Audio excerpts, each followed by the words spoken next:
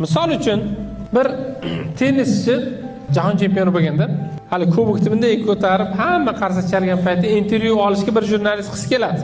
Kelib turib, umringizda birinchi marta chempion bo'lyapsiz.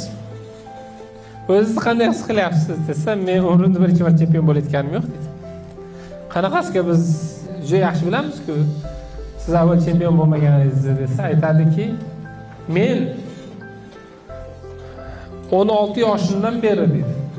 Har kuni kechqurun mana shu kubokni boshim uzra ko'tarib turganim, butun stadion menga tikka turib qarsak chalayotgani va jurnalistlar kelib turib mendan intervyu olayotganini tasavvur qilib keyin uxlaganman dedi. Bu taxminan bir 10 minginchi marta chempion bo'lishim degan hayotimda. Tushunyapsizlarmi?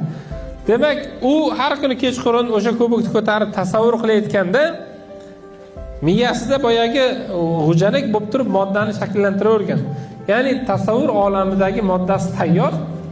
Endi o'zi ozgina harakat qiladigan bo'lsa, o'sha modda siz bilan men ko'rib turgan mana olamga chiqadi.